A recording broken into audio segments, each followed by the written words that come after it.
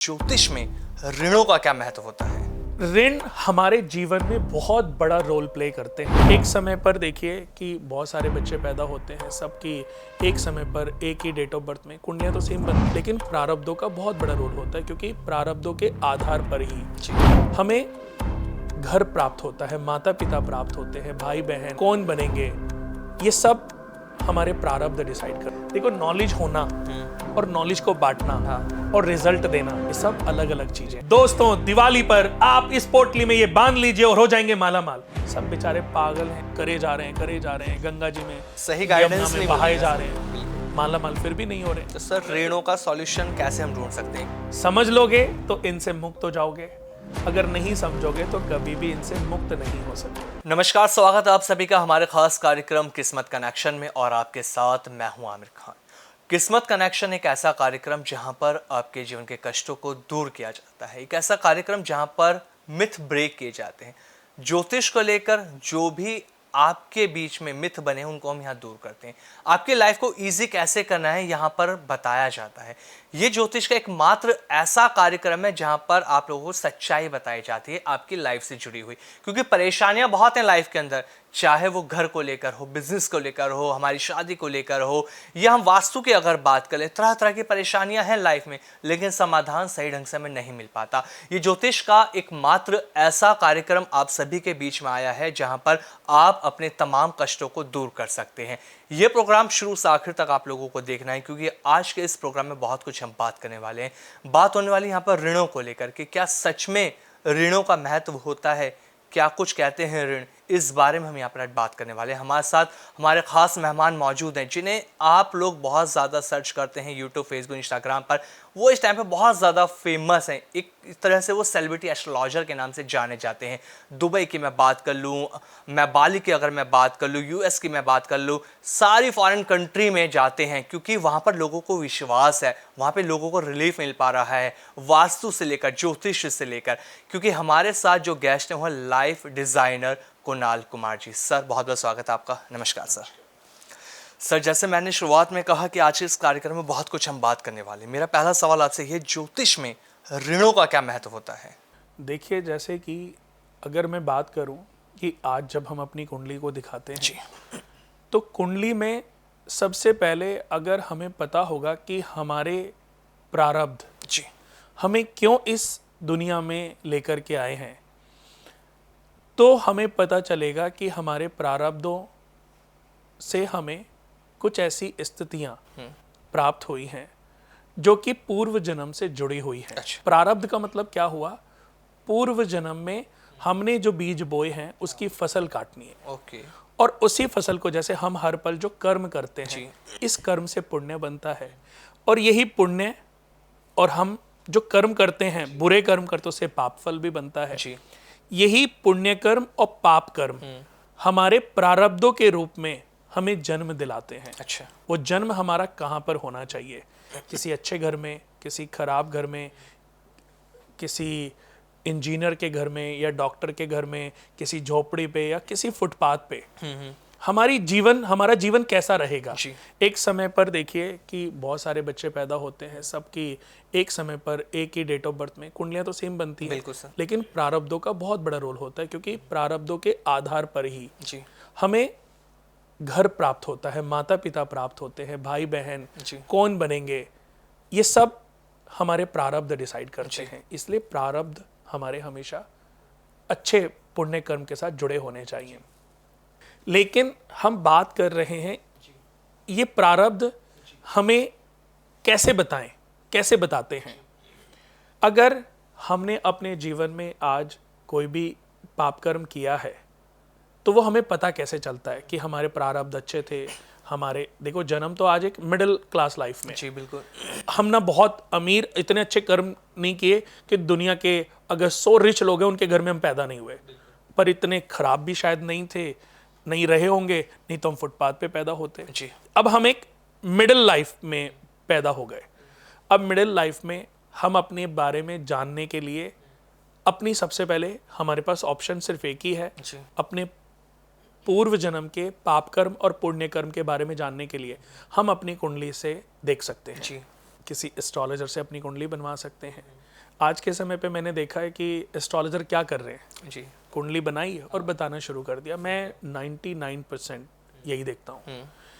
एक, अब पता नहीं वो नाम लेना देखो अच्छा होगा या नहीं होगा, मुझे पता नहीं, बट एक ऐसे एस्ट्रोलॉजर हैं हाँ।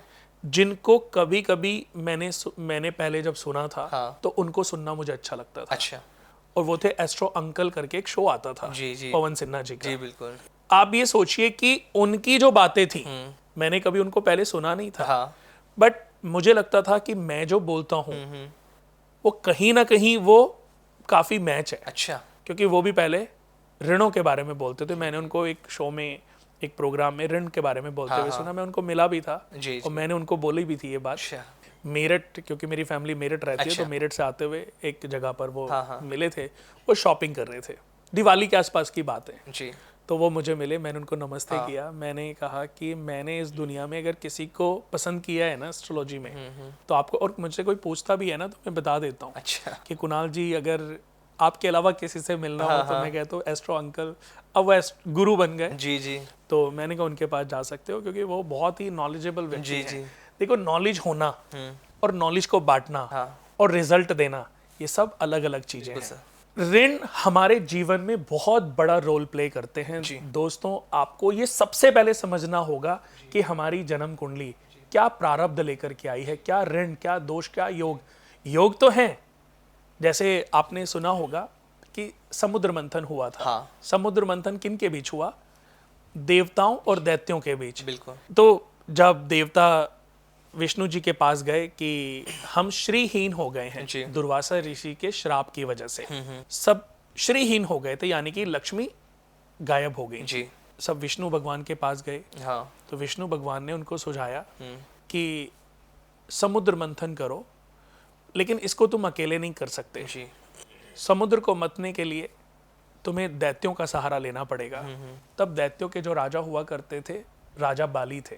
जी। राजा बलि का नाम सुना है? बिल्कुल सर। राजा बलि के पास एक बार रावण का नाम भी सुना होगा। जी जी। ये अनुरोध लेकर के गए हाँ। कि अगर हम दोनों मिल जाएं हाँ। तो हम पूरे ब्रह्मांड पर विजय प्राप्त कर सकते हैं। तो बाली जी, राजा बलि ने, जी। बलि थे प्रहलाद के पुत्र। दोस्तों, बलि जो थे वो प्रहलाद के पुत्र थे। प्रहलाद जो थे हिरण्यकश्यप के पुत्र थे। हिरण्यकश्यप जिनका वध जो है नरसिंह भगवान ने किया था, जो कि एक पिलर से जी। उत्पन्न हुए थे। तो बलि के अंदर बहुत शक्तियां थी। राक्षस जाति में जन्म लेने के कारण, देखो राक्षस राज तो वो थे ही, लेकिन उनके अंदर बहुत ही इमोशन भी थे। तो जब समुद्र मंथन हुआ था तो उस समय वो दैत्यों के राजा थे। तो उनके साथ बात की गई और समुद्र मंथन का सुझाव दिया। तो वासुकी नाग जो है, उन्होंने रस्सी का किरदार निभाया। मंदार पर्वत मंथन का रोल निभाया उन्होंने। तब जब मंदार पर्वत को जो है समुद्र में रखा गया तो वो लगातार डूबने लगा। अच्छा। तब विष्णु भगवान ने कच्छप अवतार लेकर के उस पर्वत को अपनी पीठ पर धारण किया। वासुकी नाग रस्सी बने, तो जिधर मुख था उधर दैत्य, और जिधर पूंछ थी उधर देवता। इन्होंने समुद्र को मथा। अब मथते मथते मंथन का मतलब क्या होता है? मंथन का मतलब क्या होता है? क्वालिटी तक पहुंचना। लेकिन जब हम शुरुआत करते हैं, आप देखो कि हमारी जो माताएं बहनें हैं, बहुत सारे जो गांव में जिन्होंने गाय भैंसे पाली हुई हैं, वो दही बिलोती हैं। जी बिल्कुल। यानी कि जो दूध में कुछ मट्ठा डाल के उसको जमा देती हैं, उसमें दही बन जाती है, उस दही को फिर मथती हैं। जी। उस मंथन से क्या निकलता है? अरे उसमें जब मथते हैं तो उसमें से कीड़े या कुछ भी कोई गलत गंदी चीज है ना, वो ऊपर आ जाती है। तो उसको निकाल के हमारी माता, आज से करीबन, मैं जब इस लाइन में आया नहीं था, हम छोटे होते थे, क्योंकि हमारा जो गांव है वो है गढ़ मुक्तेश्वर, गढ़ गंगा, वो हमारा गांव है। तो आज भी हमारी ताई जी या ताऊ जी के बच्चे या ताऊ जी की जो बहुएं हैं, बहुत लोग करते हैं। गांव में कभी कभी जाना होता है तो हम देखते हैं। तो मंथने पे वो निकालते थे और वो फेंक देती थी ताकि कुछ गंदगी ना रहे। मथते मथते मथते मक्खन की प्राप्ति होती थी। ये तो कि मक्खन हो गया, उस मंथन से मट्ठा भी निकलता था। तो ये सब मथने से हुआ। हाँ ऐसे ही हमारी जन्म कुंडली के 12 भाव हैं। जी बिल्कुल। इन 12 भाव में प्रथम भाव स्वस्थ स्वभाव, बल, शौर्य, रूप, चिन्ह, आकृति, प्रकृति, विद्वता और सम्मान का है। अच्छा वहीं पर सरदर्द और मलेरिया का भी है। अच्छा। अगर हम बीमारियों की बात करें, सरदर्द और मलेरिया का भी है। सेकंड हाउस धन, नेत्र, मित्र, कुटुंब, अर्जित धन, क्रय विक्रय, विद्वता, क्रोध, कोष, खजाना, परिवारजन, मित्रजन। जी वहीं पर कंठ का भी है, आंखों का भी है। हाँ। नेत्र रोग, अगर आपको चश्मा लगा है तो 100% आपका सेकंड हाउस पीड़ित होगा। अच्छा या सेकंड हाउस में सूर्य की पोजीशन होगी, या सेकंड हाउस में केतु की पोजीशन या मंगल की पोजीशन होगी, इसकी वजह से आपको ये प्रॉब्लम होगी। जी जी जी। मुख रोग जितने भी हैं, कंठ रोग जितने भी हैं, आईज रोग जितने भी हैं, वो सेकंड हाउस से देखे जाते हैं। ठीक है। ग्रहों में सूर्य से देखे जाते हैं। हाँ तीसरा घर पराक्रम, सहोदर, पास के संबंधी, जी। मित्रजन, पावर, शक्तियां, जी ये सब तीसरे घर से देखे जाते हैं। लेकिन तीसरे घर से हमारे कंधे और कान की समस्याएं भी देखी जाती है। अगर कानों में समस्या है या कंधों में किसी का कंधा उतर गया, कंधे में दर्द हो रही है, सर्वाइकल प्रॉब्लम हो रही है, तो तीसरा घर पीड़ित है। जी। तीसरे घर के इश्यूज हैं। ऐसे ही दोस्तों, चौथा घर सुख, संपत्ति, इनकम, आय, भूमि, वाहन, लेकिन हार्ट का भी है, पेट का भी है, फेफड़ों का भी है, लंग्स का भी है। किसी को ओपन हार्ट सर्जरी अगर हो रही है तो फोर्थ हाउस से देखी जाती है। कैंसर जैसी बड़ी बीमारी जी फोर्थ हाउस से देखी जाती है। अच्छा। शायद बहुत लोगों को पता नहीं होगा। Yes yes. ग्रहों की बात करूं तो जुपिटर से कैंसर देखा जाता है। जितना भी लोग अज्ञानता की तरफ बढ़ रहे हैं, प्लास्टिक को यूज कर रहे हैं, प्लास्टिक के खाने में गर्म कर रहे हैं, माइक्रोवेव में खाना गर्म कर रहे हैं, कैंसर की बीमारियों को प्राथमिकता दे रहे हैं, बढ़ा रहे हैं, अपने बच्चों को धीरे धीरे बीमारियों की तरफ धकेल रहे हैं। फोर्थ हाउस हमारे पूरे चेस्ट का है। जी। किसी लेडीज को ब्रेस्ट कैंसर है, फोर्थ हाउस से देखेंगे। ओके। किसी को शुगर की प्रॉब्लम है, किसी को स्टंट डला है, किसी का ब्लड प्रेशर बढ़ रहा है, पांचवें घर से देखेंगे। विद्या, बुद्धि, ज्ञान, भावुकता, संतान, असेंडेंट और डिसेंडेंट पांचवें घर से देखा जाता है। देव भक्ति, ये पांचवें घर से देखे जाते। छठा घर रोग, ऋण, शत्रुओं का है। पाइल्स की प्रॉब्लम, जितने भी सेक्सुअल प्रॉब्लम है, हाँ। सातवें घर से भी देखी जाती हैं, आठवें घर से भी देखी जाती हैं और छठे घर से भी देखी जाती है। छठा घर लंबी बीमारियों का भी है। शत्रु, कानूनी कार्रवाई, संग्राम, शत्रुता, लड़ाई झगड़े, कलह जितने भी आपके जीवन में लगे हैं, उनमें सिक्स हाउस का बहुत बड़ा रोल प्ले है। जी जी। सेवेंथ हाउस पति पत्नी का घर है। पति पत्नी की भागीदारी, day to day income. Seventh house मृत्यु, गमन, व्यापार, चोरी धन का होना, चोरी धन की प्राप्ति होना, सेवेंथ हाउस से देखा जाता है। सेवेंथ हाउस के कारक ग्रह शुक्र है। जी। एट्थ हाउस छठे घर के कारक ग्रह मंगल, शनि। पांचवें घर ग्रह के भाव के कारक ग्रह बृहस्पति और सूर्य। जी। चौथे घर के चंद्रमा और बुध कारक ग्रह हैं। तीसरे घर के मंगल कारक ग्रह हैं। दूसरे घर के बृहस्पति कारक ग्रह हैं। जी। ऐसे ही प्रथम भाव के कारक ग्रह सूर्य और बृहस्पति हैं। जी।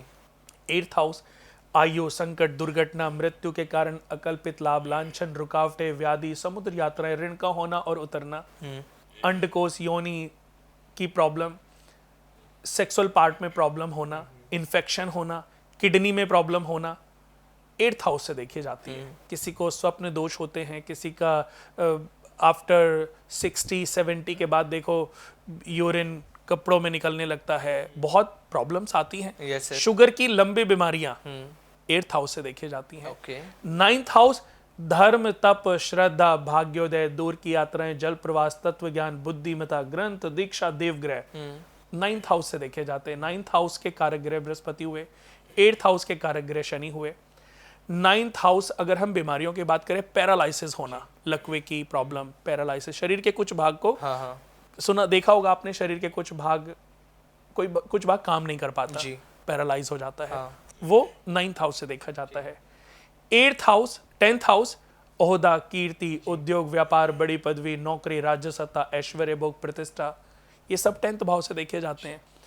टेंथ भाव एक ऐसा भाव है जिसमें सबसे ज्यादा कारक ग्रह माने गए हैं सूर्य, बृहस्पति, शनि और बुध। ये चार ग्रह टेंथ घर के कारक ग्रह हैं। 11th हाउस लाभ, इच्छाएं, आकांक्षाएं, एक्सपेक्टेशन, पैसे का बढ़ना, जी पारिवारिक में मांगलिक कार्य होना, ये सब 11th हाउस से देखे जाते हैं। ठीक है। 10th हाउस से हमारी पीठ देखी जाती है, 10th भाव से हमारे जॉइंट देखे जाते हैं, घुटनों में दर्द, तलवों में दर्द। 11वां भाव पिंडलियों का है, 11वें भाव से हमारी पिंडलियां और थाई देखी जाती हैं। जी 12वें भाव से हमारे तलवे देखे जाते हैं, उंगलियां देखी जाती है, उंगलियों में प्रॉब्लम होना, तलवों में दर्द होना, एडी में प्रॉब्लम होना, जी जी 12वें भाव से देखी जाती है। 12वें भाव से भी हमारी आईज भी देखी जाती हैं। जैसे हमारा दूसरा और 12वां मुख आकृति है अगर लगन कुंडली, तो राइट सेकंड जी और लेफ्ट 12वें घर से देखी जाती है आईज। तो 11वें भाव से जमा पूंजी देखी जाती है और 12वें भाव से अस्पताल, दूर की यात्रा, फिजूल खर्चे, लॉसेस देखे जाते हैं। गाड़ियां, घर, मकान चौथे घर से। जी अब ये देखिए कि कुंडली के 12 भाव हैं। बिल्कुल सर। अब इनको मथना पड़ता है। आपको अच्छी हेल्थ चाहिए, हाँ अच्छी हेल्थ के लिए आपको प्रथम भाव को बलि करना पड़ेगा। आपको गाड़ियां चाहिए, घर चाहिए, तो आपको 4th हाउस को बलि करना पड़ेगा। आपको अच्छी एजुकेशन चाहिए, 5वें घर को हाँ बलि करना पड़ेगा। आपको बिजनेस बहुत सारा, मल्टीपल रिसोर्सेज से बिजनेस चाहिए, तो आपको 10th घर को बलि करना पड़ेगा। हाँ तो ये कैसे बलि करोगे? जी इनको मथना पड़ता है। अच्छा जब मंथन करते हो तो क्या होता है? पहले विष निकलता है। जी समुद्र मंथन हुआ तो सबसे पहले विष निकला। हाँ जब देवताओं और दैत्यों ने देखा कि इस विष की जो, बूंद, इस विष से जो भाप निकल रही थी, उसको भी वो सह नहीं पा रहे थे। अच्छा खराश पैदा हो गई, बेहोशी जैसी स्थिति डेवलप हो गई। तब उन्होंने शिव भगवान की स्तुति की। अच्छा शिव भगवान ने प्रकट होकर उस विष को अपने कंठ में धारण किया। जी तो अभी जो मैंने ये बात बताई दोस्तों, इसका उद्देश्य क्या है? इसका उद्देश्य है कि जब तक हम जन्म कुंडली के विष का सॉल्यूशन नहीं ढूंढेंगे, ऋणों का सॉल्यूशन नहीं ढूंढेंगे, हम अमृत तक पहुंच ही नहीं सकते। तो सर ऋणों का सॉल्यूशन कैसे हम ढूंढ सकते हैं? क्योंकि आज के जो हम लोगों को देखते हैं उन्होंने एक्चुअली में समझ नहीं है पहले तो प्रॉपर। जैसे अभी आपने 12 भाव की बात करी, ऐसी अगर हम ऋण की बात करें तो कैसे सॉल्यूशन ढूंढ सकते हैं इसका हम? देखिए, सबसे पहले तो ये समझना है कि ऋण है क्या, कैसे पता चलता है और क्या इनका सॉल्यूशन है। बहुत आसान सॉल्यूशन है, बट समझना बहुत जरूरी है। समझ लोगे तो इनसे मुक्त हो जाओगे, अगर नहीं समझोगे तो कभी भी इनसे मुक्त नहीं हो सकते। जैसे कि जब देवताओं ने और दैत्यों ने समुद्र मंथन किया था तो अमृत का सॉल्यूशन उन्होंने ढूंढा और शिव भगवान ने विष का पान किया। उसके बाद कामधेनु जो कि वशिष्ठ ऋषि के पास चली गई, अश्व जो कि राजा बलि को प्राप्त हुए, ऐरावत हाथी जो इंद्र देवता ले गए, नवरत्न जो इस ब्रह्मांड में पृथ्वी पर उड़ेल दिए गए। आज खानों से वो रत्नों की ही प्राप्ति होती है, जो रत्न जहाँ गिरे वहीं पर उनकी उत्पत्ति ज़्यादा है। इनका वैसे तो देखो साइंटिफिक रीज़न है कि ये तैयार कैसे होते हैं जी, बट ये विषय अभी नहीं है जी, वो इस पे हम कभी रत्नों पर डिस्कशन करेंगे और बहुत बढ़िया विषय है, तो कभी डिस्कशन इस पर भी जरूर करेंगे।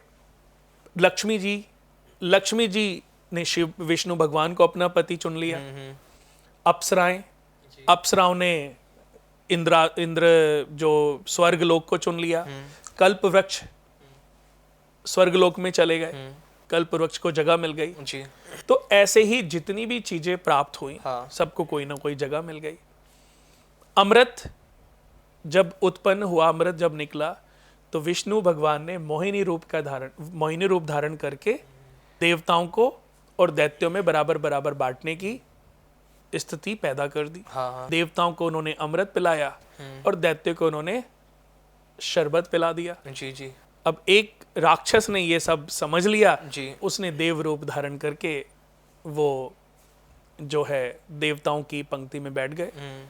सूर्य और चंद्रमा ने शिकायत की जी, उनको इशारा किया विष्णु भगवान रूपी मोहिनी जी को, तो उन्होंने अपने सुदर्शन से उस राक्षस का सर धड़ से अलग कर दिया जी। लेकिन जब तक उनका सर धड़ से अलग, वो अमृत कंठ से नीचे उतर चुका था और वो राक्षस जो है वो अमर हो चुका था। तो उनको छाया ग्रह की उपाधि मिली जी। जहां भी झूठ फ्रॉड फ्रेब होगा वहां ये प्रभावी हो जाएंगे। बिल्कुल सर। हमारे शरीर में भी ये एक्टिव है। जब हम किसी की बुराई करते हैं ये एक्टिव हो जाते हैं, जब किसी को कष्ट पहुंचाते हैं ये एक्टिव हो जाते हैं, लेकिन इसका फल प्रतिफल जी। जरूर देंगे। तो ऋण हमें सबसे पहले ये समझना चाहिए दोस्तों, ये तो मैंने आपको बताया कि अमृत तक पहुंचने का रास्ता हमें ढूंढना है। जी। हमारी कुंडली में भी अमृत छुपा हुआ है, हमारी कुंडली में भी बहुत सारे सुख साधन, संपत्ति, इनकम, बहुत सारी चीजें हैं, बट हमें रास्ता ढूंढना है। वो रास्ता कैसे मिलेगा कि ये ग्रह हमारे भावों में बैठ के हमें इंडिकेट करते हैं, इंडिकेशन देते हैं कि आप इस दोष को लेकर के पैदा हुए हो। जैसे कि इजी हैं, अगर हमारे दोस्त शो देख रहे हैं तो इसको नोट करें, इस वीडियो को डाउनलोड करें और दोबारा फिर से ध्यान से सुनें और अपनी कुंडली को मैच करें। मैं कहता हूं ये शो आप लोगों की जिंदगी को बदल के रख देगा। मैंने अपनी जिंदगी बदली है, अपने परिवार की जिंदगी बदली, और करोड़ों क्लाइंट्स जो मेरे हैं इस दुनिया में उनकी जिंदगी भी बदली है, और बहुत सारे लोगों की लाइफ को बदलने के लिए मैं अग्रसर भी हूं। अब देखिए मैं क्यों हूं, क्योंकि मैं उनको उनके प्रारब्धों से मुक्ति दिलाने का काम कर रहा हूं। जी। मैं उनको उनके प्रारब्धों से, यानी कि जो प्रारब्धों में जो पाप कर्म रहे थे, जी। जो ऋण बन करके इस जन्म में उदित हुए हैं, जिनकी वजह से वो राज सुख नहीं भोग पा रहे हैं। तो सर ये कैसे पता लगता है हमारे कि जो हमने गलत काम करे थे, जो हमारे प्रारब्धों में हमसे भूल हुई थी? वही आपको बता रहा हूँ, क्योंकि तभी तो मैंने बोला कि ये प्रोग्राम बहुत जरूरी है सबके लिए देखना। जी जी। प्रथम भाव पे आते हैं। हाँ। प्रथम भाव स्वस्थ स्वभाव का घर है। प्रथम भाव में किसी भी व्यक्ति की जन्म कुंडली में जब शुक्र और बुध बैठ जाएं तो पारिवारिक ऋण दोष बनता है। ठीक है। प्रथम भाव में अगर पारिवारिक ऋण दोष, ये दोनों ग्रह बैठे प्रथम भाव में या 8वें घर में, तो पारिवारिक ऋण दोष बना है। ठीक है। अब इसका पाप कर्म क्या रहा होगा? अपने परिवार को धोखा देना। अच्छा। अपने परिवार को धोखा देना। ठीक है। कुटुंब के साथ चीटिंग करना। जैसे आज देखो कई बार क्या होता है कि चाचा ताऊ सब मिलके काम कर रहे हैं। हाँ। लेकिन एक भाई ने थोड़ी सी चालबाजी दिखाई और पैसे अपने अलग ठिकाने लगाने शुरू कर दिए कि मैं अपने, किसके लिए? अपने बेटे के लिए। बेटे की आयु कितनी है ये तो डिसाइड है नहीं अभी। बिल्कुल। बेटी आगे घर में जाएगी, उसको उसका डिवोर्स होगा कि नहीं होगा, अभी ये भी डिसाइड नहीं है। हाँ। कुंडलियां लोग मैच जरूर करते हैं पर डिसाइड नहीं कर पाते कि कोई आज तक ऐसा पंडित आपको मिला नहीं होगा जो ये लिख के दे दे स्टैम्प पेपर पे कि जी मैंने मैच करी है, ये कभी डिवोर्स नहीं हो सकती। अच्छा। और मैं कहता हूं जितने पंडित ये कुंडलियां मिला करके देते हैं वही डिवोर्स होते हैं। ऐसा क्यों? ये भी एक लंबा विषय है, तो इस पे भी बात करेंगे, क्योंकि आपने बहुत गंभीर टॉपिक उठा दिया यहाँ पे। हाँ, अच्छा वो ये टॉपिक आप नोट करके रखिए, दोबारा कभी इस पे चर्चा करोगे तो मैं जरूर बताऊंगा जी, क्योंकि लोगों को कुंडलियां मैच करनी नहीं आती। हाँ सर। तो जितने भी परिवार में लोग चीटिंग करते हैं, धोखा देते हैं अपने परिवार के साथ, अपने बच्चों के जन्मदिन पर, अपने बच्चों के उत्सव पर अय्याशी करते हैं। छोटा बच्चा है, बच्चे का जन्म हुआ है, बच्चा बड़ा हो गया, उसका बर्थडे है और आप अपना मस्ती कर रहे हो, तो इससे पारिवारिक ऋण दोष बनता है। जी। किसी के पके हुए खेत में आग लगा देने से भी पारिवारिक ऋण दोष बनता है। किसी के मकान में आग लगाने से, पके हुए खेत का मतलब है पकी हुई फसल। जी। जब किसी की कोई चीज फाइनलाइज हो रही हो और हम कुछ अडंगर डाल दें तो ये क्या हुआ? ये किसी के पके हुए खेत में आग लगाने जैसा ही तो हुआ। बिल्कुल सर। कि आज बेचारे को फल मिलना था और आपने ऐसा वहम डाल दिया, अब वो अपने सपने सजोए बैठा है। हाँ। कि इसके बदले मुझे इतनी कमीशन मिलती, इससे मेरे परिवार से आगे कितना कर्जा उतरता, लेकिन आपने तो सब पे पानी फेर दिया। अपने थोड़े से स्वार्थ के लिए आपने किसी की जिंदगी बर्बाद करने जैसा स्टेप उठा लिया। तो दूसरे, पहले और 8वें घर में बुध शुक्र पारिवारिक ऋण दोष। तो इसका उपाय कुछ पैसे की दवाइयां लेकर के। अच्छा। आपने किसी चैरिटेबल ट्रस्ट को दान करनी है। मैं ये नहीं कह रहा हूं आप 500 की करो, 5000 की करो, 5 लाख की करो, आपके जो मन में आए, जो आपकी क्षमता हो। जी। जैसे आप नौकरी करते हैं, आपकी 1 लाख रुपए की सैलरी है, एक दिन की जो भी आप इनकम हो, मिनिमम इतने रुपए की आप मेडिसिन खरीद के किसी चैरिटेबल ट्रस्ट को या किसी जरूरतमंद मरीज को, एग्जैक्टली जरूरतमंद मरीज होना चाहिए, आप डोनेट कर दीजिए, उसकी सेवा करिए, आपका पारिवारिक ऋण दोष खत्म हो जाएगा। अच्छा। दूसरे, 5वें, 9वें और 12वें, जी, दूसरे, 5वें, 9वें और 12वें घर में बुध शुक्र और राहु बैठ जाएं, अच्छा, तो इससे पितृ ऋण दोष बन जाता है। पितृ ऋण दोष। हाँ, पितृ दोष नहीं, पितृ ऋण पितृ दोष। ऋण दोष, ठीक है। यानी कि किसी मंदिर को तोड़ना, हाँ। पीपल का पेड़ काटना, नास्तिक हो जाना, भगवान का अनादर करना, जी। रस्मों रिवाजों का पालन ना करना, अपने कुल पुरोहित को बदल देना, अच्छा। उससे जी। पितृ ऋण दोष बनता है। ठीक है। अब देखिए इसका उपाय कितना आसान है। जी बिल्कुल सर। जाने अनजाने अपनी प्रॉपर्टी के लिए लोग पीपल का पेड़ काट देते हैं। छोटा ऐसे नहीं, जो पौधे हैं उनसे फर्क नहीं पड़ता, जो पूजनीय पौधा हो बड़े हो उसको जाते कभी नहीं काटना चाहिए। पीपल का वृक्ष में कहते हैं ब्रह्मा विष्णु महेश का वास होता है। जी। सभी देवता जब धरती पर आते हैं तो अगर रात को ठहरते हैं तो उनका वास पीपल के वृक्ष पर होता है। जी जी जी। अगर रात को ठहरते हैं। हाँ। दूसरे 5वें 9वें 12वें घर में बुध शुक्र राहु के होने से इंडिकेशन मिलता है। आपकी कुंडली में आप देखिए, अगर बैठे हैं तो इसका मतलब पितृ ऋण दोष बना है। और उपाय, बुधवार से 43 डेज लगातार पीपल के पेड़ पे जल चढ़ाना। जी।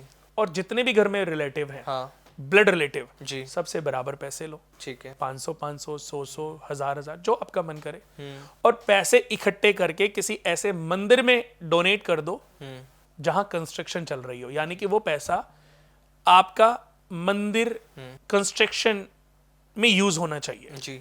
आपका पितृ ऋण दोष खत्म हो जाएगा। हाँ। उसके बाद एक और है जो दूसरे घर से दोष बनता है, उसको बोलते हैं पत्नी ऋण दोष। पत्नी ऋण दोष। पत्नी ऋण दोष, ये क्यों लगता है सर? अपनी पत्नी के होते हुए किसी दूसरी स्त्री के साथ संबंध बनाना, अपनी पत्नी के होते हुए किसी दूसरी लड़की के साथ इश्क फरमाना, जी। अपनी पत्नी के होते हुए किसी भी लड़की को धोखा देना पैसे की वजह से, तो पत्नी ऋण दोष बनता है। जी। और जब पत्नी ऋण दोष बनता है तो ये इंडिकेट होता है दूसरे और 7वें घर से, जी। कि इसका तात्पर्य कि पिछले जन्म में आपने अपनी पत्नी को चीट किया। अपनी पत्नी या कुल की किसी स्त्री का किसी लालच या संबंध के कारण मार देना, किसी स्त्री को बच्चे जन्ने की हालत में किसी लालच के कारण जान से मार देना, ये इंडिकेशन है, तो पूर्व जन्म का दोष है। जी जी बिल्कुल। अगर आपका सूर्य चंद्रमा और राहु हाँ। दूसरे या 7वें घर में बैठा है तो पत्नी ऋण दोष आपकी कुंडली में बना हुआ है। हाँ हाँ। इसके लिए सबसे पहले तो किसी गौशाला में जाकर के 100 गायों को चारा खिलाएं। ठीक है। हर महीने खिलाते रहे, हर साल खिलाते रहे, एक बार भी खिला देंगे तो बहुत है। अच्छा। और इसको करने से आपका दोष खत्म हो जाएगा, लेकिन आपको अपनी पत्नी के साथ ईमानदारी दिखानी पड़ेगी, निस्वार्थ भाव से उसकी अच्छी केयर करनी पड़ेगी। और अगर ये दोष है तो हर ऐसे इंसान को चाहिए कि 40 दिन तो कम से कम अपनी पत्नी के पांव जमीन पे पड़ने से पहले, जी। अपनी सुबह जब पत्नी उठती है तो उसके पांव जमीन पे पड़ने से पहले उसके लिए एक कप चाय बनाएं, अच्छा। उसमें 5 तुलसी के पत्ते डालें, जी। और एक बेड टी जैसे होती है, एक प्लेट में 2 चाय, एक प्लेट में 2 बिस्किट ट्रे में लेके जाए और पत्नी के साथ बैठ के प्रेम पूर्वक अपनी जीवन की, अपनी लाइफ की वार्तालाप करते हुए पिए। पत्नी ऋण दोष खत्म होगा। अच्छा। और 40 दिन में मैं गारंटी देता हूं, हाँ। मैं ये कोई प्रैक्टिकली, ये अनप्रैक्टिकल बातें नहीं कर रहा हूं दोस्तों, जी। मैं आपसे ही आपकी प्रॉब्लम का सॉल्यूशन करा रहा हूं। और जब आप करेंगे, आप 40 दिन निस्वार्थ भाव से ये करिए, पत्नी के साथ प्रेम करके करिए, 40 दिन में आपकी जितनी मैक्सिमम तरक्की लिखी हुई है अकॉर्डिंग टू कुंडली, वो होने लग जाएगी। ऋणों की वजह से जो भी हमारी ग्रोथ होनी चाहिए, जी।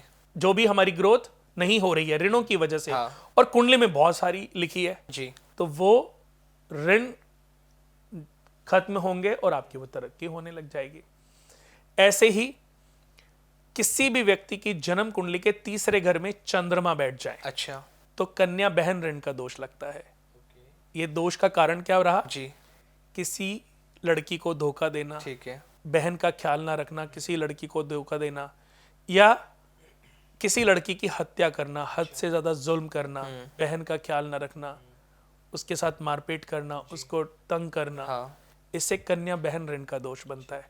आज आपने देखा होगा आमिर जी जी। कि लड़के की मल्टीपल गर्लफ्रेंड्स होती हैं। हाँ। एक गर्लफ्रेंड है, उसके साथ एक और लड़की को पटाया हुआ है, उसके साथ भी घूम रहा है, उसके साथ भी घूम रहा है। तो ये सब क्या है?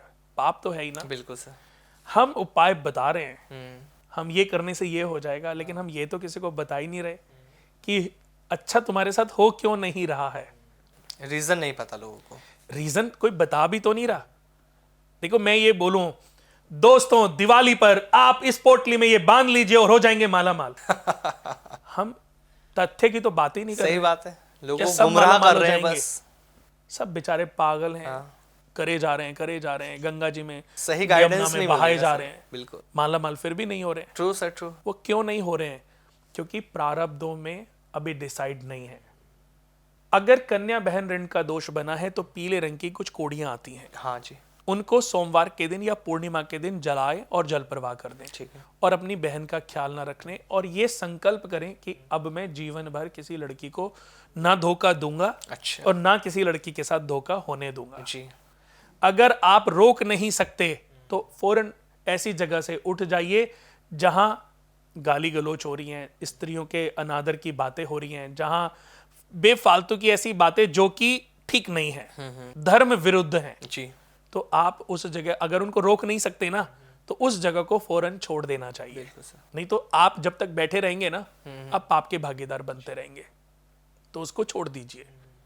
कन्या बहन ऋण दोष के लिए उपाय है और ये आसान 50 रुपए की 100 रुपए की कौड़ियां मिलती हैं। आपको नहीं मिलती, आप हमारी संस्था से फ्री मंगा लीजिए, कोई पैसे चार्ज नहीं करेंगे।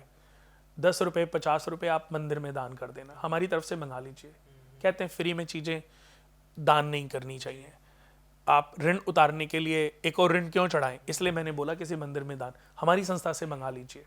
9 कौड़ियां या 27 कौड़ियां मंगा के जला के हम जितने भी पूजा पाठ करते हैं, यज्ञ कराते हैं, हम क्या, हमारे पास एक ही तरीका, सबसे पहले हम उसको उसके पूरे परिवार सहित जी, ऋणों से मुक्ति दिलाने का काम करते हैं।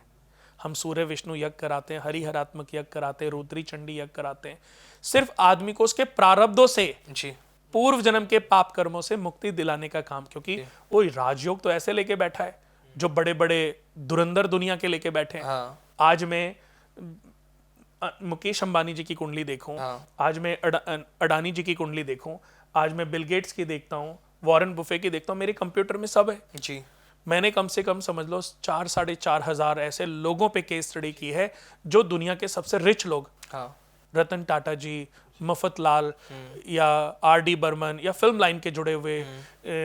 अभी मैं ना भविष्यवाणी करना नहीं चाहता। जी, अगर मैं भविष्यवाणी करने पे आऊं ना, तो 100 में से, मैं ये तो नहीं कह रहा हूं कि 100 की 100 मेरी भविष्यवाणी सटीक होंगी, पर 80-90% मेरी बातें सच होंगी, क्योंकि मैंने इतनी केस स्टडी करी है। बिल्कुल बिल्कुल सर। और मैं जब कुंडली देखता हूं तो उनका पूरा ग्राफ देखता हूं। जी, ऐसा नहीं है कि कोई हमारे ऑफिस में आया और वो उसने 11,000 रुपए फीस दी और उसका जी आधा घंटा बुक है बस।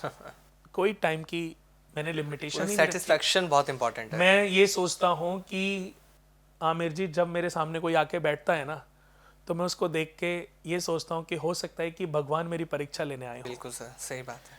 आपको बता दूं कि अगर कोई मेरी टेबल पे सामने, हालांकि मेरे को देखो ऐसा भी नहीं कि कल को कोई भी रोएगा और मैं मान जाऊंगा, जी, जी, बट ऐसे कई बार हुआ है हाँ, कि मेरी टेबल पे कोई लेडी बैठी हुई है सामने और कुंडली दिखाते दिखाते बोला, कुणाल भैया मैं तो ये पैसे ना अपनी चूड़ियां बेच करके इकट्ठे करके लाई हूँ, मैंने कर्जा उठाया है। तो मैं एफओ से लिख देता हूँ, मैं एफओ से लिख देता हूँ। आप कभी मेरे ऑफिस आओगे, मैं आपको दिखाऊंगा कितने ऑर्डर ऐसे होते हैं। जी, मतलब अगर 100 ऑर्डर में से 2-4-5 तो एफओ से जरूर होते हैं।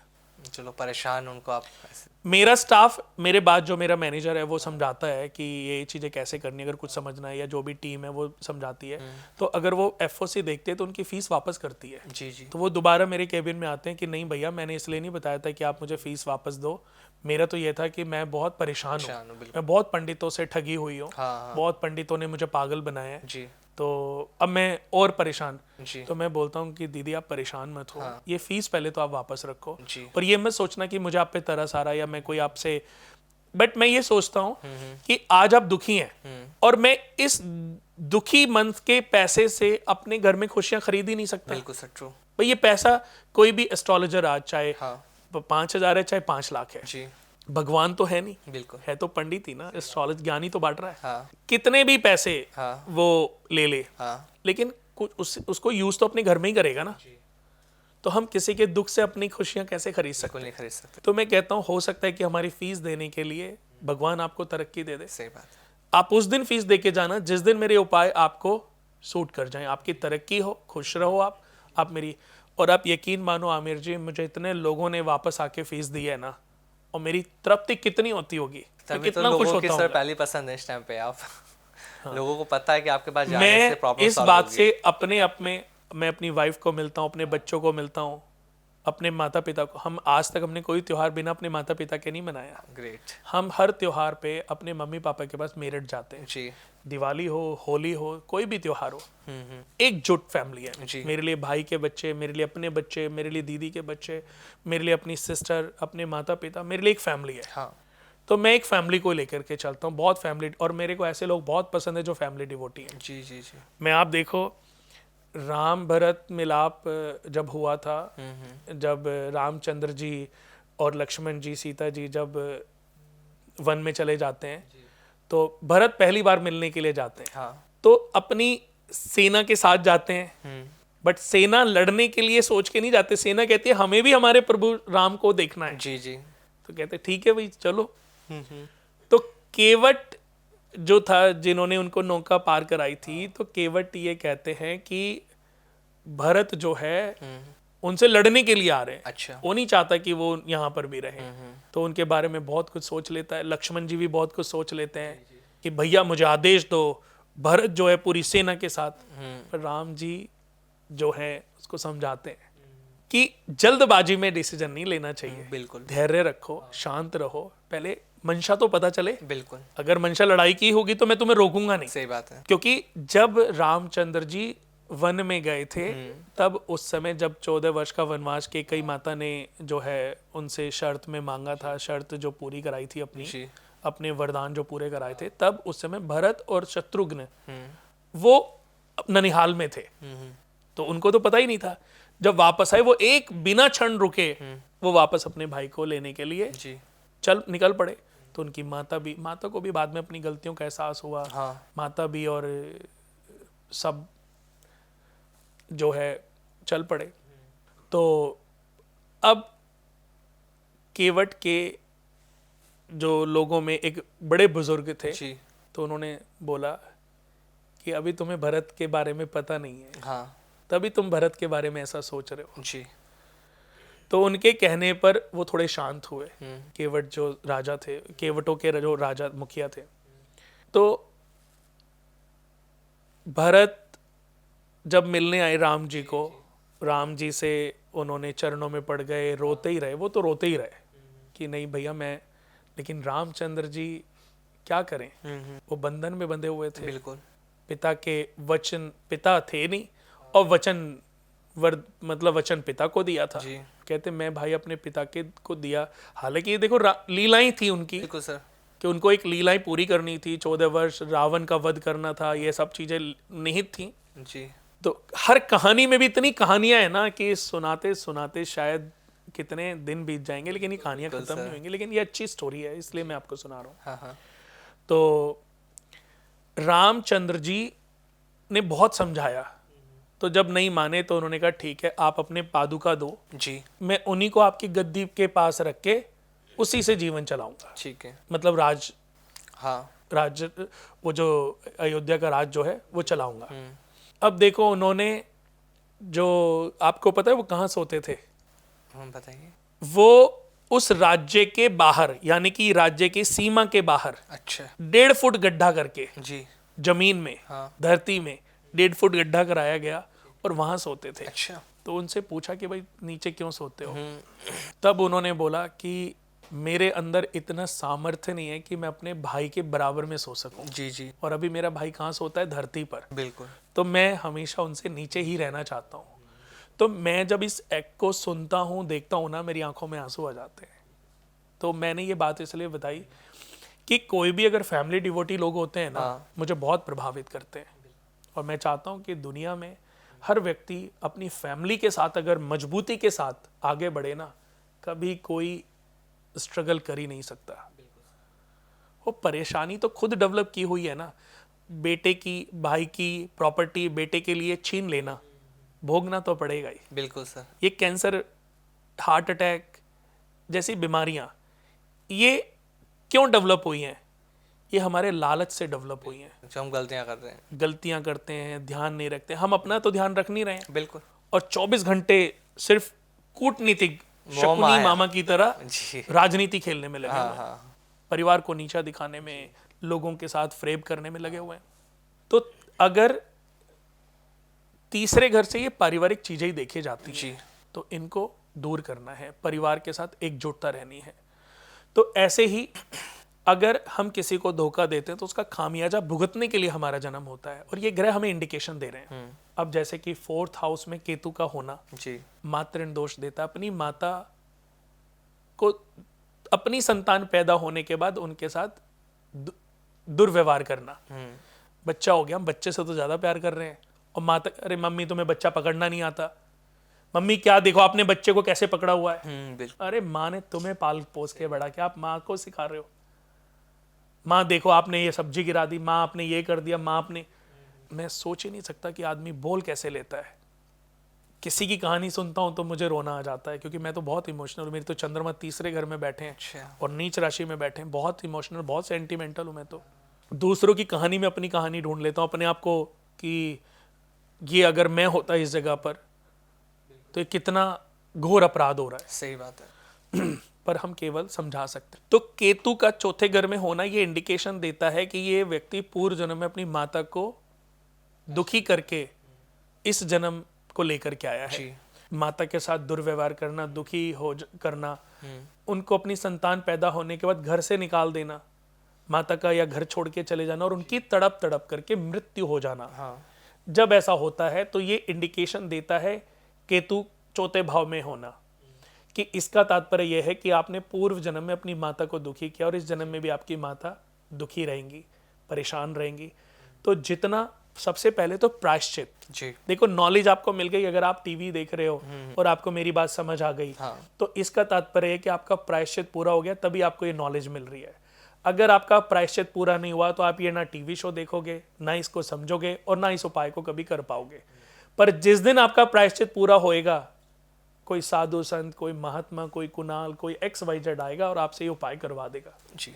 भगवान रास्ता अपने आप ढूंढेंगे, पर ढूंढेंगे तभी जब आपका प्रायश्चित पूरा होगा। बिल्कुल। तो अपनी संतान पैदा होने के बाद माता के साथ अगर दुर्व्यवहार कर रहे हो तो ऐसा ना करो। जी। पूर्व जन्म के पाप कर्म का मुक्ति का रास्ता ये है कि माँ की जितनी मर्जी सेवा हो सके ना वो उतनी कीजिए। आप एक सिल्वर कॉइन 10 ग्राम का जिस पे राजा महाराजा बने हो, ये एक्चुअली जो रावण संहिता लिखी गई थी ना उसमें ये वर्णित है, इसलिए मैं उपाय बता रहा हूँ। हालांकि एक दो उपाय हैं जो मेरे को थोड़े अनलॉजिकल लगते हैं, लेकिन फिर भी मेरे को लगता है कि कोई रास्ता भी तो नहीं है ना। बिल्कुल सर। तो मैं कहता हूँ 10 ग्राम चांदी का ठोस सिक्का जिस पे राजा महाराजा बने हो, टुकड़ा आप बहते पानी में जल प्रवाह कर दो और अपनी माँ की सेवा करना आरंभ कर दो, तो मातृण दोष खत्म हो जाएगा। अच्छा। अब बात कर रहे हैं हम दुनिया के सबसे बड़े दोष की। अच्छा। दुनिया में जो सबसे बड़ा पितृ ऋण दोष होता है, पितृ ऋण दोष, ये सबसे बड़ा दोष माना गया है। जो मैं बताने जा रहा हूँ। अच्छा। जो ऋणों में, हाँ। उनमें होता है सवदोष ऋण। ऋणों की अगर हम बात करें, जी। ऋण भार क्या होते हैं ये भी मैं बताऊंगा। हाँ। सबसे बड़ा दोष होता है सवदोष ऋण दोष।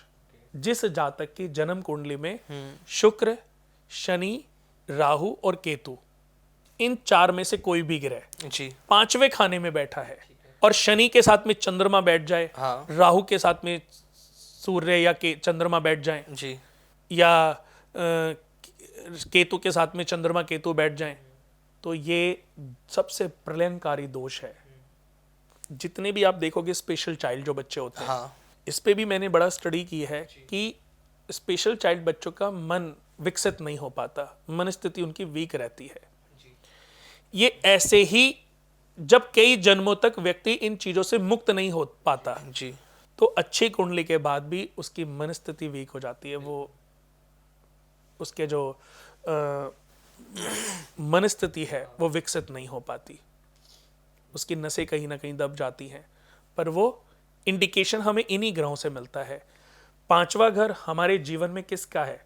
विद्या, बुद्धि, ज्ञान, भावुकता, संतान, असेंडेंट, डिसेंडेंट, स्टंट, हार्ट रोग, शुगर रोग, हमारे प्रारब्धों का। जी। पूर्व जन्म में जो सबसे ज्यादा पाप कर्म है वो 5वें घर से। 5वें घर में अगर बात करूं मैं, शिव और शक्ति का वास होता है। जी। प्रथम भाव विष्णु और लक्ष्मी का वास होता है। 9वां भाव भाग्य, जिसे हम भाग्य भाव कहते हैं, उसमें ब्रह्मा जी और सरस्वती का वास होता है। तो ये त्रिकोण है, आप किसी भी एस्ट्रोलॉजर को देखोगे त्रिकोणों को सब महत्व देते हैं क्योंकि त्रिकोण सबसे बलशाली है। तो अगर इनमें से कोई भी ग्रह 5वें घर में बैठा है तो उसको सवदोष ऋण दोष कहते हैं। यानी कि ऐसा व्यक्ति अपने पूरे जीवन में जितनी भी कर्म, मेहनत, दान, पुण्य जो भी करता है उसका सिर्फ 10% फल मिलता है, 90% फल जातक को मिल ही नहीं पाता। क्यों नहीं मिल पाता? क्योंकि सवदोष ऋण दोष लगा है। अच्छा। तो ऐसे व्यक्ति को चाहिए कि अपने कुटुंब में सबसे बराबर पैसे करे। ठीक है। सबसे नहीं हो सकते तो मिनिमम 5 लोग, ठीक है। माता पिता, भाई बहन, बेटी, बुआ, 5 मिनिमम सबसे बराबर पैसे लेकर के सूर्य विष्णु यज्ञ करें। यज्ञ बड़ा प्रोसीजर है, नहीं कर सकते तो हवन करें। जी। हवन एक शॉर्ट प्रोसीजर है, एक जन्म के लिए आपको मुक्ति मिल जाएगी, बट यज्ञ करने से हर जन्म के लिए मुक्ति मिल जाएगी। जब आपका सवदोष ऋण दोष खत्म होएगा ना जी, तो हर जन्म के लिए आपको मुक्ति मिल गई, तो आपके सारे ग्रह एक्टिवेट हो जाते हैं। अच्छा। क्योंकि जिसका भी हम सूर्य विष्णु यज्ञ करते हैं, हाँ, उसके हम जितने भी ऋण हैं वो सब दान कराते हैं। जितने भी अभी ऋण मैंने पहले बताए, जितने भी अभी आगे मैं बताने वाला हूं, उनके सारे दान कराते हैं। अच्छा। ताकि उसके सारे ऋण दोष खत्म हो जाए। ठीक है। और अपनी हाथ, ऐसा भी नहीं कि हमने बोला कि हमने कर दिया, उसी के हाथ से कराते हैं। हर जगह उसको ले जाके कराते हैं। आप देखो मेरे फेसबुक पे, मैं बहुत हरिद्वार जाता हूँ मछलियों को आटा खिलाने, गौशाला में। ऐसे उपायों को करने में मुझे भी बड़ा आनंद आता है कि जिससे उपाय भी हो रहा है और किसी का भला भी हो रहा है। बिल्कुल सही बात है। तो 5वां घर जो है हमारे सवदोष ऋण दोष, इसको सेल्फ ऋण भी कहते हैं। जी। रस्मों रिवाजों का पालन ना करना, भगवानों की हमेशा अनादर करते रहना। जी। भगवानों के साथ जितना आप अनादर करते रहोगे, जितना आप उनके साथ ऐसे भाव रखोगे उनके साथ, मतलब कि जैसे हम कई बार आज बहुत लोगों को सुनते हैं भगवानों के बारे में, देवताओं के बारे में। मैं कहता हूं कि मैं हिंदू धर्म में हूं, जी। बट इसका मतलब ये नहीं है कि मुझे किसी और धर्म के अपमान करने का मुझे हाँ। कोई वो मिला हुआ है। नहीं, मेरे लिए सभी सम्मान के पात्र हैं। जी। सभी सम्मान की जगहें हैं। जी। मैं मंदिर के आगे निकलता हूं तो मैं माथा टेकता हूं, पर मस्जिद, गुरुद्वारा, चर्च के आगे भी निकल के मेरा सर झुकता ही है, क्योंकि वो भी पावरफुल चीजें हैं। जी, धार्मिक चीजें हैं, किसी ना किसी के धर्म से जुड़ी हुई चीजें हैं। बिल्कुल। तो मेरी रिस्पेक्ट कम नहीं है उनके लिए भी। बट अंधविश्वास में मेरा बिल्कुल भी कि कोई मुझे बोले कि यहाँ माथा टेकने से तुम्हारी किस्मत बदल जाएगी, तो मैं नहीं टेक सकता। जी, जी। क्योंकि मेरा विश्वास, जैसे मुझे किसी ने कुछ समय पहले बोला कि एक कोई सत्संग था वहाँ पे कि आप इनको फॉलो करते हो। हाँ। तो मैंने कहा नहीं। तो आप यहाँ पे कैसे? मैंने कहा मेरे दोस्त ने इनवाइट किया, मैं आ गया। मैंने कहा मेरे तो अच्छा, आपने, इनका तो बहुत नाम है। हाँ। मैंने कहा पर मेरे जो गुरु हैं उनका भी बहुत नाम है। बिल्कुल सही बात। कि आपके गुरु कौन है? हाँ। कि मैंने अपना एक गुरु बना लिया। हाँ। जैसे एक पिता ने मुझे जन्म दे दिया, क्या वो चेंज हो सकता है? बिल्कुल नहीं। जब मेरा बाप चेंज नहीं हो सकता तो मेरा गुरु भी चेंज नहीं हो सकता, और गुरु चेंज नहीं होना चाहिए। True. हम बहुत लोग किसी के कहने पे ही गुरु चेंज कर लेते हैं। हाँ। किसी ने कहा यार यहाँ तुम्हारी मुरादें पूरी नहीं हो रही, तो यहाँ चल लेते हैं। हाँ। आपका जो ये विश्वास है दोस्तों, ये जब तक स्थिर नहीं होगा, जब तक मजबूत नहीं होगा, किसी चीज से आपको कोई लाभ मिलने वाला नहीं है। जी। भगवान पर से विश्वास कम हुआ, एक पंडित के पास गए, पंडित के पास भी विश्वास भंग हो गया, फिर दूसरे पंडित, तीसरे पंडित, 10वें पंडित, इस मंदिर, उस मंदिर, यहाँ वहाँ, आप सिर्फ चक्कर काट रहे हो और अपना पैसा खराब कर रहे हो। आप अपने विश्वास को बनाकर रखो। जितना आपका विश्वास बना रहेगा, आपका जीवन उतना ही अपग्रेड आने वाले समय में होएगा। बट विश्वास एक जगह होना चाहिए। मैं शिव भगवान के अलावा जी। मैं किसी से कुछ मांगता ही नहीं हूँ। क्यों सर? वो देंगे या नहीं देंगे मुझे पता नहीं। अच्छा। पर मुझे लगता है कि जब एक ही चीज से मुझे सारी चीजें मिलती हैं, सही बात है, तो मैं 10 जगह क्यों मांगू? सब जगह मैं जैसे हर नया साल वैष्णो देवी में जाता हूँ। हाँ। मेरी शिव भगवान तो देखो मेरे लिए फैमिली है। जी। मेरे को 27 साल हो गए कांवड़ लाते हुए, इतना मेरा प्यार बना हुआ है। वाह, ग्रेट। और मैं उनको बस ये मानता हूँ कि आज जो कुछ हूँ, इस लाइन में हूँ, उन्हीं की वजह से। वो ही मुझे इस लाइन में लेकर के आए। हाँ। उन्होंने मुझे तैयार किया। बिल्कुल। तो अब मुझे कल को कोई मुझे करोड़ों का लालच दे, मैं अपना ना भगवान छोड़ सकता हूँ, ना अपना पिता सरनेम हटा सकता हूँ, ना मैं अपना गुरु बदल सकता हूँ। मेरे गुरु शिव हैं तो शिव ही रहेंगे। वो मुझे कुछ देंगे या नहीं देंगे, वो कल ही मेरी मृत्यु लिख देंगे तो भी मुझे स्वीकार है। जी। बट मेरे गुरु चेंज नहीं हो सकते। आपका विश्वास ही आपको तरक्की देता है। जी। जब आप इसको चेंज कर देते हैं तो आप जिंदगी भर अस्थिर बने रहते हैं। पुराने ऋषि मुनि क्या करते थे? सबसे पहले अपने मन पर नियंत्रण पाते थे, अपने मन को नियंत्रित करते जी, थे, जी। भूख प्यास इन सब चीजों से ऊपर उठ जाते थे। हाँ। तो ऐसे ही दोस्तों, सवदोष ऋण दोष में अगर आपके कुंडली में कोई ऋण दोष इनमें से कोई भी ग्रह बैठा है तो सबसे पहले सवदोष ऋण दोष से मुक्ति पानी है। सूर्य विष्णु यज्ञ सबसे बराबर पैसे लेकर के करें, आपकी प्रॉब्लम चेंज हो जाएगी। छठे घर में मंगल और चंद्रमा इनमें से कोई ग्रह बैठ जाए तो इसको प्रकृति ऋण दोष कहते हैं। अपने भतीजे से धोखा करना, पक्षियों को मारना, जीव जंतुओं को मारना। आज मैं ये नहीं कह रहा हूं, देखो सबकी अपनी अपनी मर्जी है, कोई वेज है कोई नॉन वेज है, मैं किसी में कंट्रोवर्सी नहीं हूं, बिल्कुल सर। बट मैं ऋण की बात कर रहा हूं कि जब आपकी वजह से किसी भी जीव का, जंतु का वध होता है, हाँ। तो इससे प्रकृति ऋण तैयार होता है। अच्छा। और वो इंडिकेशन मिलता है हमें चंद्रमा और मंगल के छठे घर में होने से। अगर आपकी कुंडली के छठे घर में इनमें से कोई भी ग्रह बैठा है तो ये इंडिकेशन दे रहे हैं कि आप प्रकृति ऋण दोष से पीड़ित हो। अपने भतीजे से धोखा किया है, अपने भांजे से धोखा किया है, या आपने कोई जीव हत्या की है, जंतु हत्या की है, तो इसका उपाय है किसी भी विधवा स्त्री की सेवा करने लग जाएं, उनका आशीर्वाद लेते रहें, और साल में एक मंगलवार या सोमवार 100 डॉग्स को खाना खिलाएं। सूर्य विष्णु यज्ञ के अंतर्गत एक ही बार कर ले, हर जन्म के लिए दोष खत्म हो जाता है। तो 100 डॉग्स को एक ही दिन में खाना खिलाएं। रजौरी गार्डन में मेनका गांधी जी का ट्रस्ट है, हाँ। संजय गांधी एनिमल हॉस्पिटल है जी।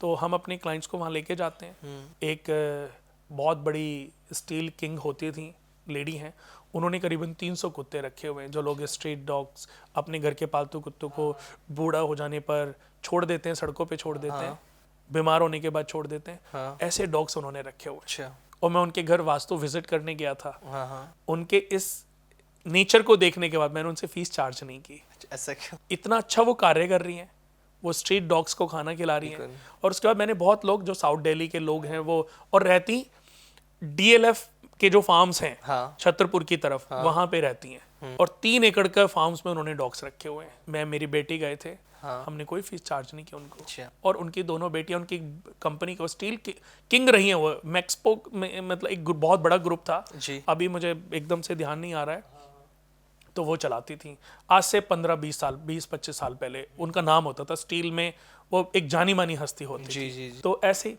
तो 100 डॉग्स को खाना खिलाना और ये साथ में प्रायश्चित करना, आपके द्वारा फिर जीव हत्या ना हो, और आप अपने भतीजों के साथ, भांजों के साथ अगर अच्छा ना कर सकें तो बुरा बिल्कुल भी ना करें, आपका प्रकृति ऋण दोष खत्म हो जाएगा। उसके बाद दशमेश और एकादश भाव में किसी के भी सूर्य, चंद्रमा और मंगल बैठ जाएं तो इससे जालिमाना क्रुअल्टी ऋण दोष बनता है। अच्छा। किसी का मकान, जमीन ले लेना, किसी से कोई चीज उधार लेना फिर वापस ना करना। ऐसे दुनिया में बहुत सारे लोग हैं। जी। आज हमें जरूरत है तो पैसे उधार ले लिए, लेकिन जब वापसी करने की बारी आई तो उनको परेशान कर रहे हैं। इससे क्रुअल्टी ऋण दोष बनता है। किसी से मकान के पेपर नाम करा लिए, उसको घर से निकाल दिया, हाँ। बेटे ने बाप को निकाल दिया, ऐसे जो भी है, किसी की प्रॉपर्टी पे कब्जा कर लेना, इससे क्रुअल्टी ऋण दोष बनता है। कितने जन्म आपको लेने पड़ेंगे जब तक आप अंदरूनी हार्ट से प्रायश्चित पूर्ण नहीं करेंगे ना, आपको सही ज्ञान भी नहीं मिल सकता। ये इंडिकेशन हमें मिलता है सूर्य, चंद्रमा या मंगल किसी के भी 10वें या 11वें भाव में बैठे हैं तो इसको क्रुअल्टी ऋण दोष कहते हैं। इसका उपाय तो बहुत आसान है जी। अपने वजन के बराबर आटे की गोलियां बनाकर मछलियों को खिलाना एक ही बार। वैसे तो कितनी बार भी करते रहो तो अच्छा ही उपाय है, बिल्कुल अच्छा उपाय But करना चाहिए। अपने वजन के बराबर आटे की गोलियां मछलियों को खिलाने से दोष खत्म होता है, बट साथ में प्रायश्चित भी करना होता है। ये प्रण भी लेना होता है कि अब मैं कभी भी ऐसा कोई गलत कार्य नहीं करूंगा। जी। किसी का सूर्य लग्नेश होकर के उच्च का बैठा है, किसी का चंद्रमा उच्च का 10th घर में बैठा है, किसी का सूर्य, मंगल, चंद्रमा इनमें से 11वें घर में बैठे, मित्र राशि में, उच्च राशि में, तो आपकी कुंडली में तो अखंड साम्राज्य योग, जी। जैमिनी राजयोग, विपरीत विमल योग, विपरीत हर्ष योग, विपरीत सरल योग, बहुत सारे मल्टीपल विपरीत राजयोग बने। बट कुंडली देख के कई बार आपने देखा होगा, बहुत लोग कुंडली देखते हैं और कहते हैं यार मेरी कुंडली पंडित जी ने देखी थी, हर कोई देखता तो कहता राजयोग है, लेकिन कभी राजयोग प्रबल नहीं हुए। तो ये ऋण ही हैं जो इन राजयोगों को प्रबल नहीं होने देते। 12वां घर, सूर्य, मंगल और शुक्र जब 12वें घर में बैठ जाएं तो इससे बनता है अजन्म कृत ऋण दोष। ससुराल से धोखा करना, ससुराल वालों को दुख पहुंचाना, बच्चे का अबॉर्शन करा देना ये सोच के कि बेटा नहीं है बेटी है, कई जन्मों तक पुत्र की भी बच्चे की प्राप्ति नहीं हो पाती। तो इसको अजन्म कृत ऋण दोष कहते हैं, यानी कि जन्म लेने से पहले इसको मार देना, ससुराल वालों से चीटिंग कर लेना। तो ऐसे में एक नारियल जो आपका 12वें घर में सूर्य बैठा है, चंद्र मंगल बैठा है या शुक्र बैठा है, तो 12वें घर में अगर बैठा है तो एक नारियल सिर्फ जल प्रवाह करना और साथ में ये प्रण लेना कि अब दोबारा मैं ऐसी गलती नहीं करूंगा। आपका अजन्मकृत ऋण दोष खत्म हो जाएगा। 9th हाउस में किसी के भी कोई पाप ग्रह बैठ जाए, शनि, राहु, केतु, तो इससे ब्रह्म दोष बनता है। तो ब्रह्मा जी पुष्कर जाएं, ब्रह्मा जी के दर्शन करके आ जाएं। तो ये सारे मैंने आपको बताए ऋण बताया आज आपने। जब तक ऋण खत्म नहीं होंगे आपके अच्छे ग्रह एक्टिवेट ही नहीं हो सकते। ऋण क्या है? मनुष्य के जीवन में कुछ ग्रह स्थितियां हमें इंडिकेशन देती हैं कि हमारी कुंडली में कौन कौन से ऋण दोष हैं। जब तक हम इन ऋणों से अपने आप को मुक्ति नहीं दिलाएंगे, हम अच्छे ग्रहों के सुखों को प्राप्त नहीं कर सकते। बिल्कुल सर। ऐसे बहुत सारे लोग हैं जो कहते हैं मैंने बहुत मेहनत करी पर फल नहीं मिला। फल क्यों नहीं मिला? क्योंकि आप अपने डेट्स लेकर के आए हो, ऋण लेकर के आए हो। जिस दिन ये ऋण खत्म हो जाएंगे ना आमिर जी, बिल्कुल सर, वो व्यक्ति अपने आप 10 स्टेप ऊपर, 20 स्टेप ऊपर, 50 स्टेप ऊपर चला जाएगा। बिल्कुल सर। और लोग इस प्रोग्राम को देखकर आज समझ भी पाए सर कि ऋणों से अगर छुटकारा पाना है तो हमें क्या करना है, क्योंकि लोग अवेयर नहीं थे। ये प्रोग्राम जो इस पूरे प्रोग्राम में आज आपने जो ऋणों पे बात करी है, लोगों को पूरी तरह से अवेयर किया है, समझाया, बहुत डीपली आपने समझाया। क्योंकि अभी तक एस्ट्रोलॉजर से बात नहीं करते खुल के, वो सिर्फ ऊपरी चीज लोगों को बता देते हैं। देखा जाए तो मैंने उपायों की कोई बात नहीं की। बिल्कुल सर। मैंने कोई ग्रहों की बात नहीं की। मैंने कहा कि ये आम भाषा में इस प्रोग्राम को डाउनलोड करो। बिल्कुल। और इन ऋणों को समझ के सिर्फ इन ऋणों से आप अपने आप को मुक्ति कराओ। आपको किसी पंडित के पास जाने की जरूरत नहीं है। बहुत और भी आपको प्रॉपरली नॉलेज चाहिए तो हमारी एक जन्म कुंडली आता है, उसका नाम भी हमने रखा है कर्म कुंडली जी, जिसमें बहुत सारे ग्रंथों का समावेश है। हाँ। और कई वर्षों से हम बनाते आ रहे हैं जी। बहुत ही अद्भुत और पावरफुल, बहुत ही नॉलेजेबल कुंडली है। उस कुंडली को बनवाए, उसमें सारे ऋणों को सबसे पहले हम निकाल करके देते हैं, सारे राजयोगों को। अब राजयोग तो हैं, बहुत बड़े बड़े राजयोग हैं जी, लेकिन ये राजयोग तब खत्म हो जाते हैं, तब ये प्रबल नहीं हो पाते जब तक ऋण है। समुद्र मंथन, फिर वो याद आ गया, अमृत तक पहुंचना है तो विष का सॉल्यूशन तो हमें ढूंढना ही पड़ेगा। सर। तो ऐसे ही अगर आपको आपकी कुंडली के राजयोगों को प्रबल करना है जी, तो पहले ऋणों का समाधान तो करना ही करना पड़ेगा जी। और दोस्तों, जिस दिन आपने इन ऋणों का सॉल्यूशन कर लिया, आपको शायद किसी पंडित के पास, किसी एस्ट्रोलॉजर के पास, किसी की वीडियो देखने की जरूरत ना पड़े। आप अपने आप ही अपग्रेड होते जाएंगे, लेकिन विश्वास के साथ करना है और थोड़ा समय उसको देखना है कि आपने आज किया, इस मंथ से 3 मंथ आप देखोगे आपकी लाइफ बदल चुकी होगी। बिल्कुल सर, मतलब लोगों की सच में लाइफ बदलेगी जो इस एपिसोड को आज देखेंगे। बहुत मज़ा आया आपके साथ ये एपिसोड करने में, और अगले एपिसोड में भी बहुत सारे टॉपिक हैं सर जिन पे हमें बात करनी है। और जो लोग ये प्रोग्राम देख रहे हैं, उनसे एक कहूँगा कि अगर वो भी चाहते हैं कि अपने एक बार कुंडली विश्लेषण कराएं तो आपसे एक बार कंसल्ट ज़रूर करें, क्योंकि एक जाना माना नाम है कुणाल कुमार, लाइफ डिज़ाइनर। इस पर भी मैं बात करूँगा सर कि आपका नाम लाइफ डिज़ाइनर क्यों है। बहुत बार सोचा लेकिन कभी चर्चा हुई नहीं। अगले एपिसोड में हम इस पर ज़रूर सर आपसे बात करने वाले हैं। बहुत बहुत धन्यवाद सर, आप हमारे साथ जुड़े। Thank you so much sir. नमस्कार।